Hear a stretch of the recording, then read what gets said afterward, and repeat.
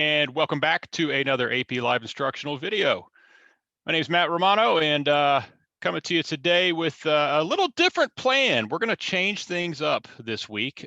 We've been all the way through, obviously, units 5 and 6, then went back and did units 1 through 5, a little more in-depth review of every unit that's going to be on this year's exam. So this week, we want to devote this week to one unit at a time. FRQ practice. We're just going to go through some FRQs. We're going to go through previous exam FRQs and use this as an opportunity to, first of all, do a practice problem or 2 or 3, depending on the lesson, depending on the unit that we're in. Today will be significantly shorter because we're in unit 1. But go through each unit and talk about and examine, what from this unit can show up, historically, what has shown up on our free response questions. And we are focusing on FRQs because for this year's exam, that's exclusively what you'll be asked and what you'll have to respond to. So again, the purpose is another refresher on each unit, but not as much depth as last time, on top of primarily a practice of previous free response questions. And of course, all these previous FRQs are accessible on AP Central. You can get there through AP Classroom. And I'll refer back to that a few times today because there are a number of other resources that we want to make sure you're aware of through AP Classroom that can help you in your test prep, can help you solidify your understanding of these topics. So as I said, today we're going to be talking about Unit 1. We're going to take a look at Unit 1. As you would suspect, not a lot of FRQs that are entirely taken from Unit 1. Unit 1 is the foundation of everything else. It's the basis of everything else we do in this course. It just sets the stage for all these specific macro fundamentals and topics and skills that we get into at a later date. So as a reminder, here's Unit 1 at a glance. 6 topics. We started with scarcity, obviously the definition of economics and the understanding that we're basing economic analysis on the concept of scarcity. There's just not enough to go around. Then we jump into opportunity cost and the PPC. Now that's something that you should expect to see on an FRQ. And in many cases, I shouldn't say that specifically that will be on one, but has occurred in many cases, as well as comparative advantage and gains from trade. Though that's what we're going to look at today, and the question we're going to do today. Those can actually create a fully formed FRQ on the AP exam, the AP macro exam. Demand, supply, market equilibrium, disequilibrium, and changes in equilibrium. Of course, those are 3 topics, but really they're one topic in and of itself. It's developing a product market. And in the context of macro, it's really developing our understanding of what this model is, what supply and demand is, how we analyze an individual market. And as you know now, looking backwards, it's the model that we use for so many different things: money market, loanable funds market. It's the foundation of aggregate demand, aggregate supply. So we learn those fundamentals of how to graph and how to draw and how to read and how to manipulate a supply and demand model in this unit. And then we apply it in all different contexts. Foreign exchange at the end in Unit 6, which of course is not on this year's exam, but it's, again, another application of your basic supply and demand model.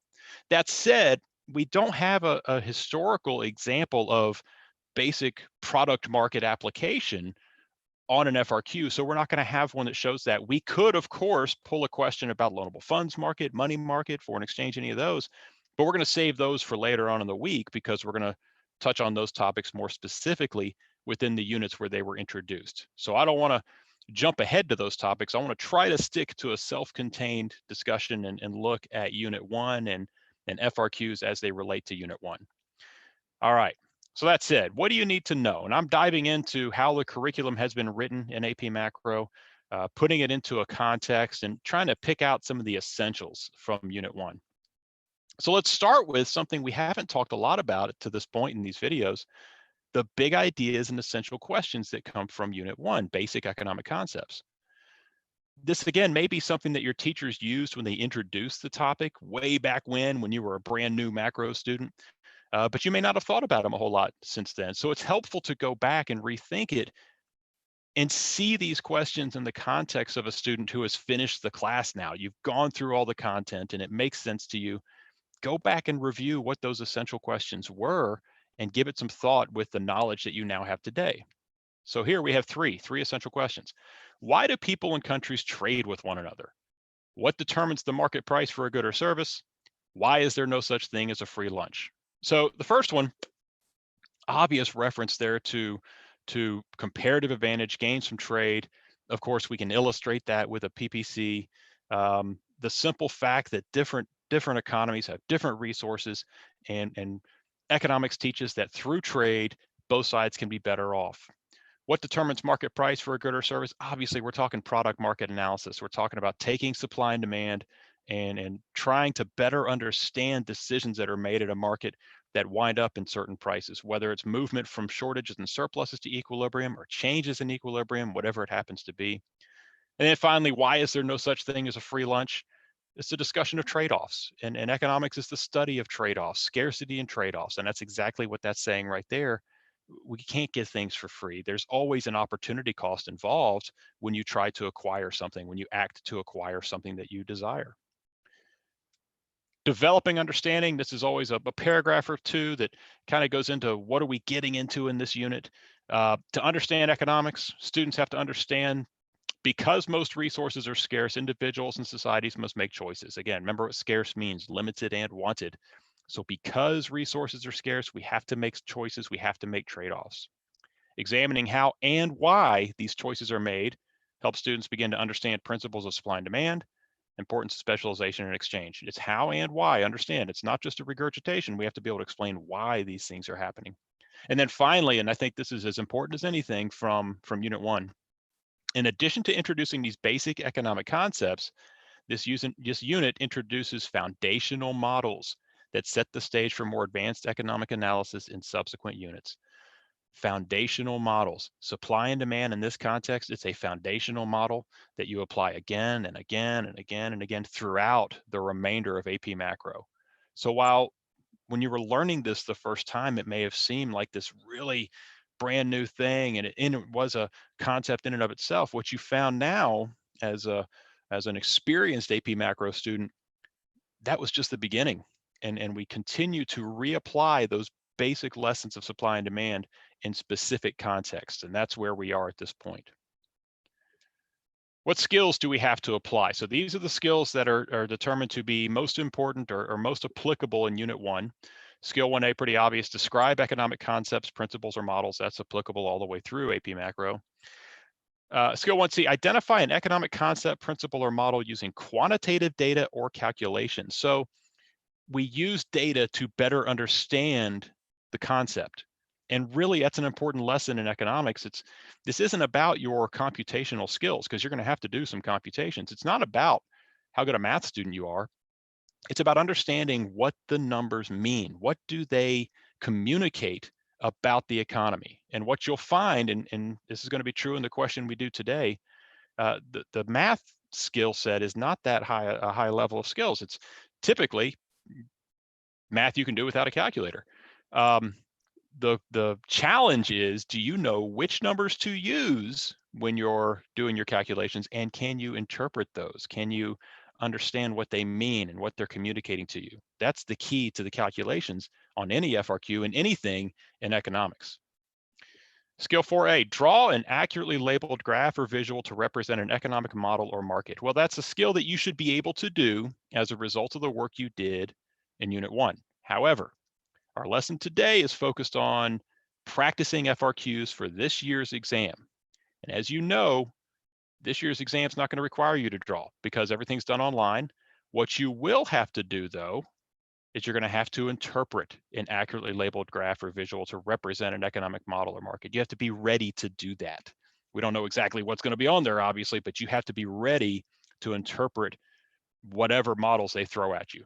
So while we're not actually drawing graphs on what we submit as our work, on our answers, what you should be able to is from a question, see a model and interpret what's going on, or from a narrative, maybe draw your own graph on your scratch paper that you have ready for you during the exam and use that to figure out what's going on and to represent what's happening in a particular market or a particular model.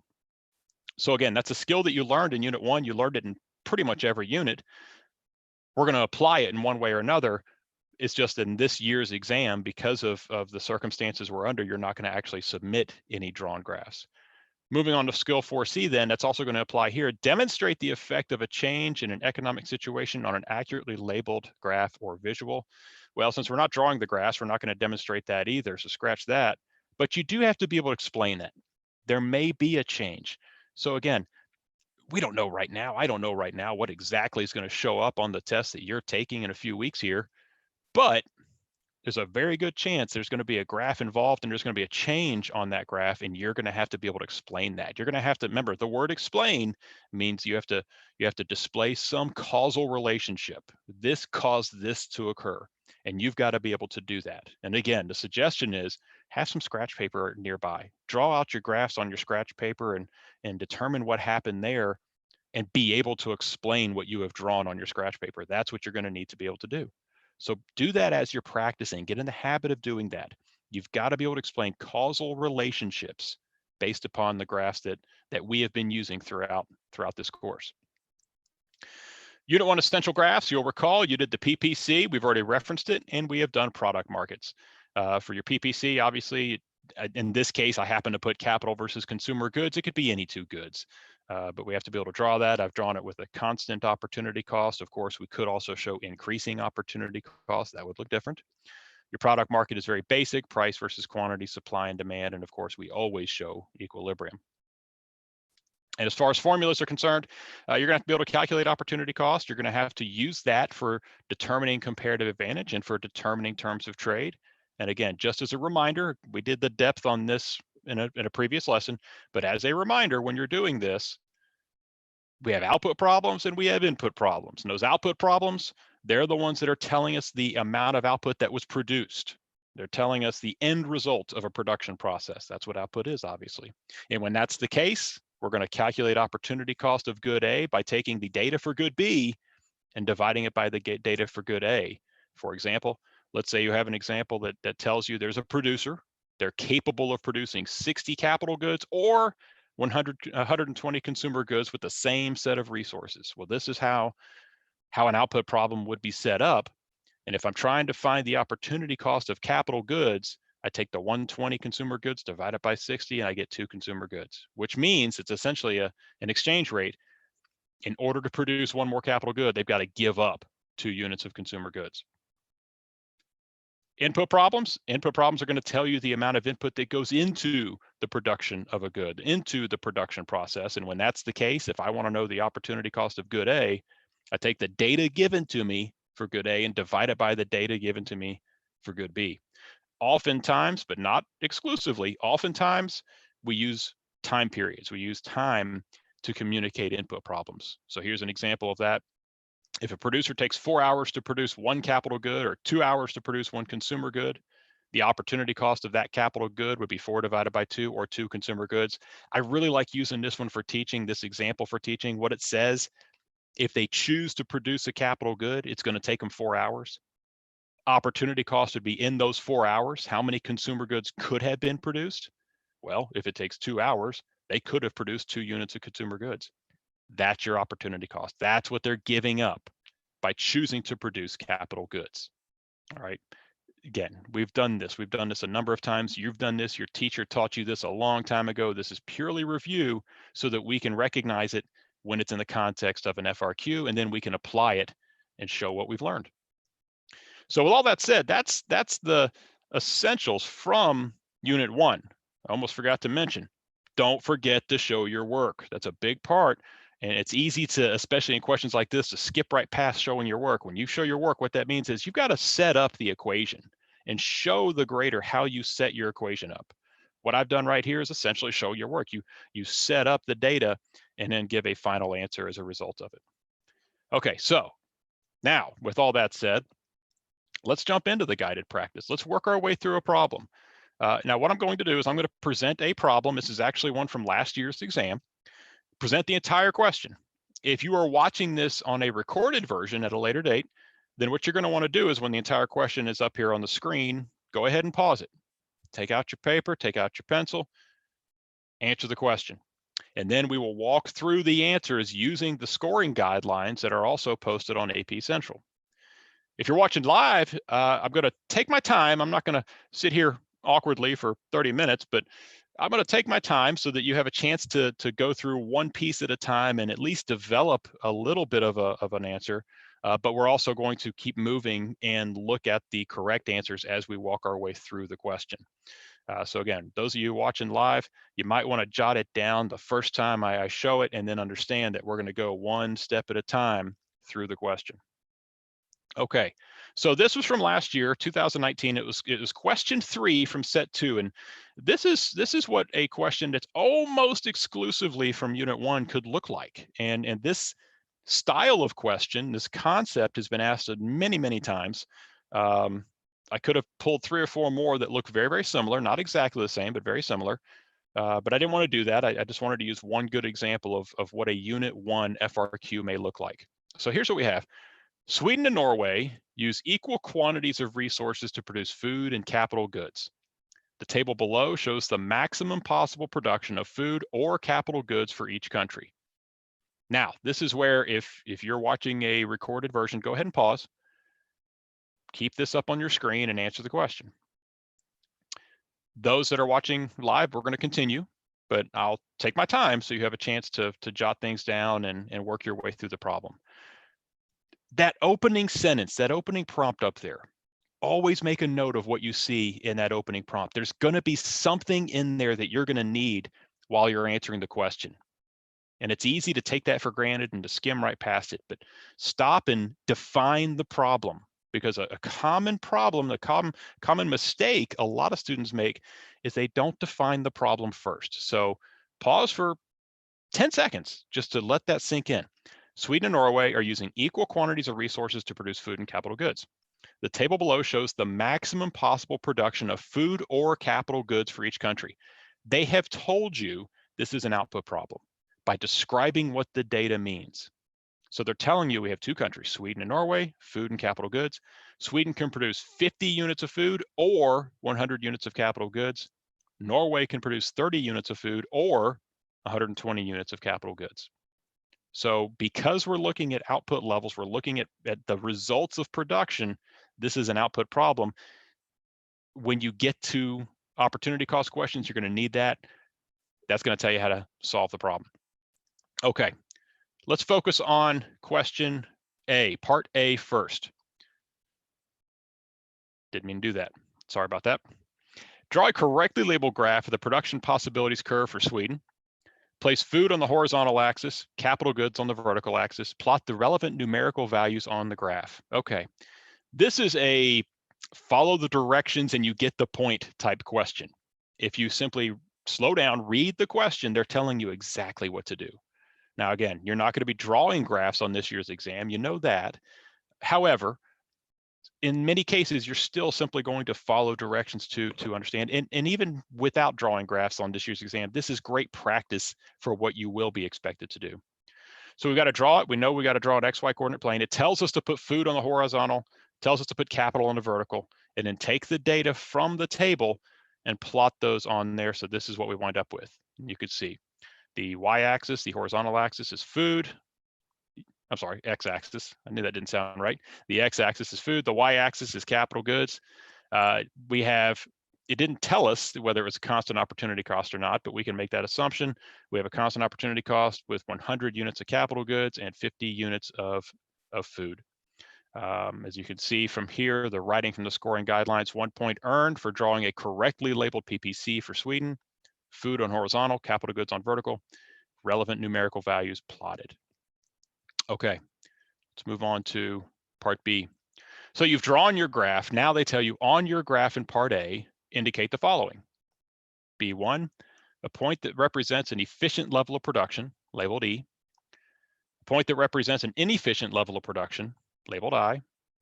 A point that represents an unattainable level of production, labeled U. We're not drawing a second graph. Sometimes students try to do that. That can be misleading. Don't do that.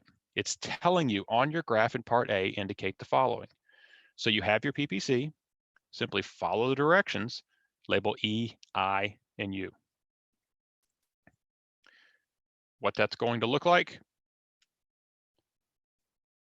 1 point for B, 1 point earned for showing I inside the PPC, E on the PPC, and U outside the PPC. So inside the curve, that's inefficient output levels. Of course, any point on the curve represents efficient output levels. Beyond the curve, given this set of resources, given the technology that they have today, those are unattainable output levels. Part C. Assume Sweden moves from producing 20 units of food and 60 units of capital goods to producing 30 units of food and 40 units of capital goods. What will happen to economic growth in Sweden in the future? Okay, a couple things. They picked hypothetical points along the PPC. So assume they were producing 20 units of food, 60 units of capital, and then something happens and they move along the curve to 30 units of food and 40 units of capital goods. So what are they doing now? Producing more food, producing less capital goods. That wasn't the question, but that's something we have to process to answer the question correctly. The question is asking, define the question, remember, what happens to economic growth in the future? So how do I make a connection between economic growth and this adjustment along the PPC, this reallocation of resources and this new level of production along the PPC?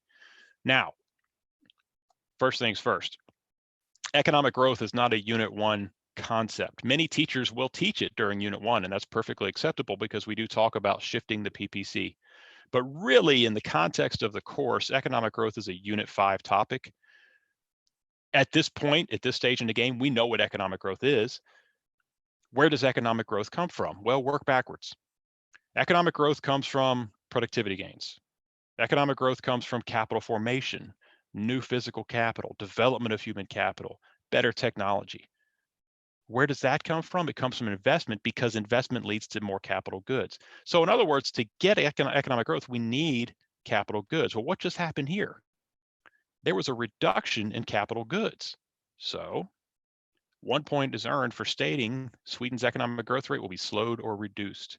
So a decrease in the economic growth rate of Sweden is the correct answer. It did not ask you for an explanation, so you don't have to go into detail.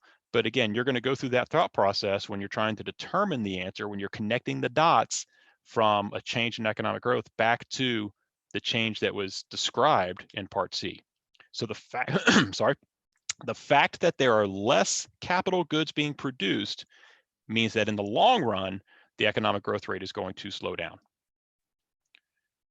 On to Part D and E. I want to do these two together. They very much go together. Part D, which country has the comparative advantage in the production of capital goods? Explain. Based on the table above, identify a specific number of units of capital goods that could be traded for 10 units of food and be mutually beneficial. Okay, we should have seen D coming because this was a question about the PPC, a question about production possibilities. Pretty clear that you could go the direction of comparative advantage. Again, that's not a guarantee that every one of these will go there, but oftentimes it does because there's such related topics. So what do I need to answer Part D? In order to know comparative advantage, I've got to calculate opportunity cost. And I've got to calculate the opportunity cost of capital goods. Then I've got to explain how I got the answer. And again, there's that word explain again. Explain means I have to illustrate in words, I have to demonstrate a causal relationship. This happened because of this. And then from that data, from that conclusion from Part D, I can make an answer, I can formulate an answer to Part E. So let's look at the answers here. For D, who has comparative advantage in capital goods? Explain. 1 point earned for stating Norway has comparative advantage in the production of capital goods, and for explaining it as the lowest opportunity cost in producing capital goods. That answers the question. What is the reason? The reason anyone has comparative advantage is because they have the lowest opportunity cost. Now, sometimes it may ask you, a question could ask you to provide data to back up your answer.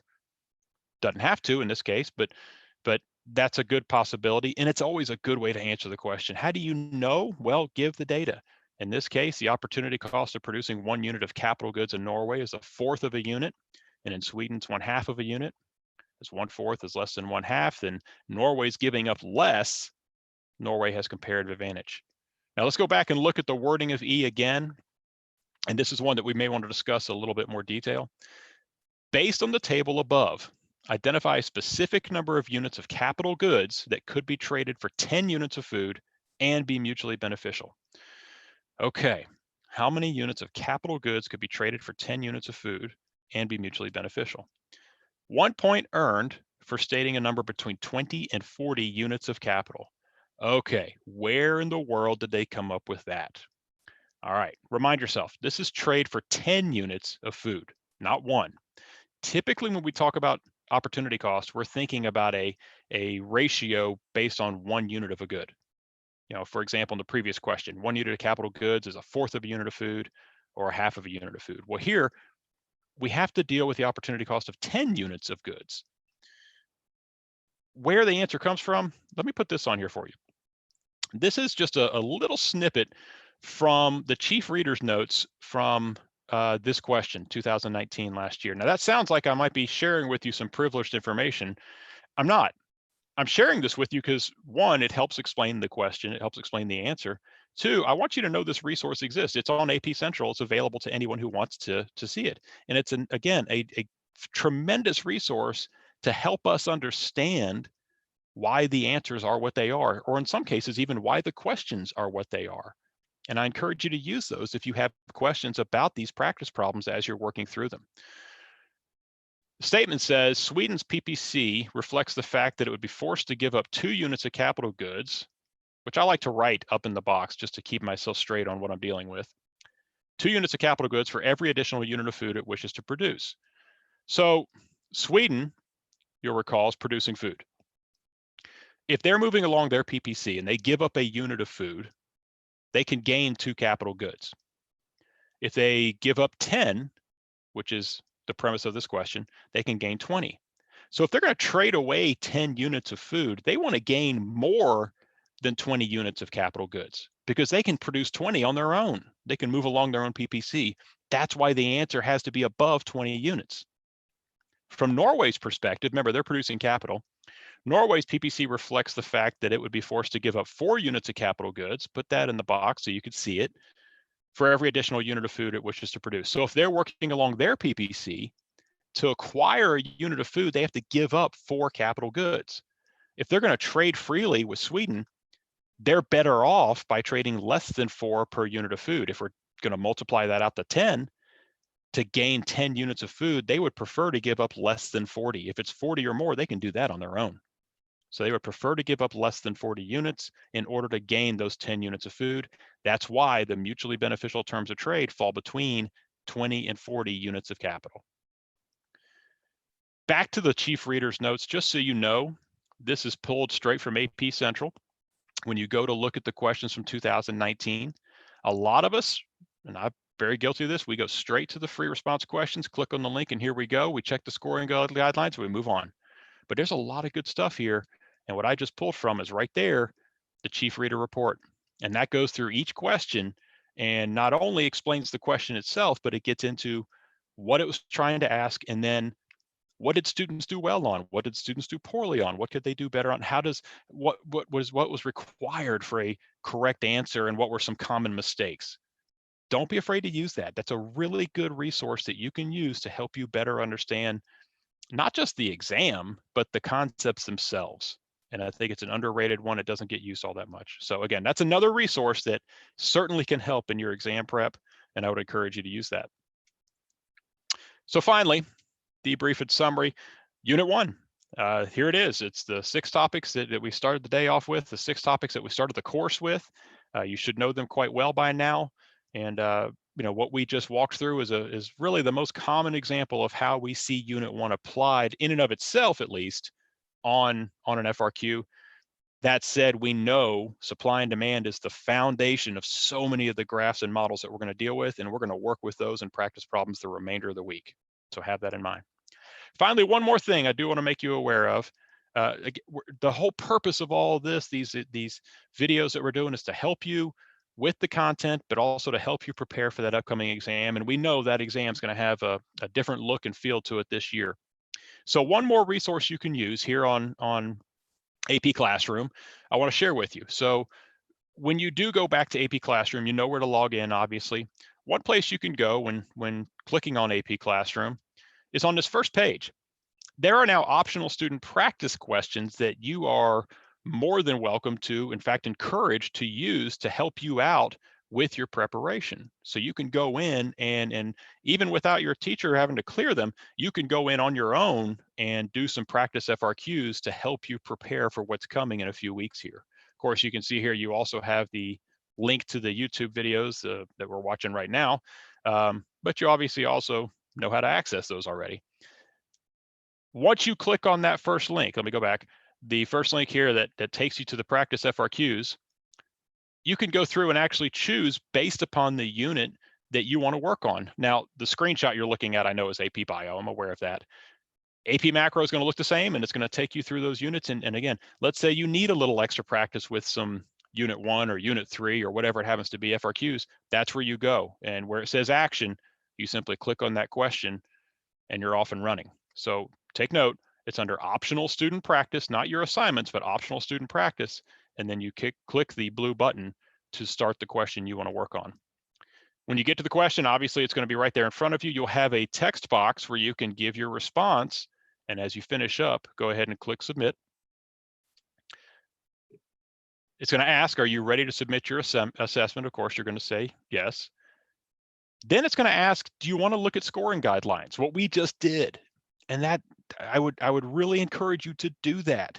As it says, before you submit, would you like to review how this question might be scored on an AP exam? You can review and optionally revise your response. It's not going to grade it for you, but what it's going to do is allow you to look at the correct answers before you go ahead and submit this. So if you do that, you'll have a chance to look at the scoring guidelines, figure out and consider for yourself how many points you would have earned, then go back, see that you're done, submit no, submit now to finish, and you're done. And we're done. We're done for the day. So a little shorter today. I know we didn't do but one question, but being Unit 1, we are a little limited in how much we can go back and look at from the exam. I do hope that was helpful for you, and I want to thank you for watching today. And again, we're going to have more of these the rest of the week. We're going to go through problems, like I said, from each individual unit and really focus on the topics that came from that unit itself as another way of helping you prepare and understand this concept. So thank you so much, and hope to see you again.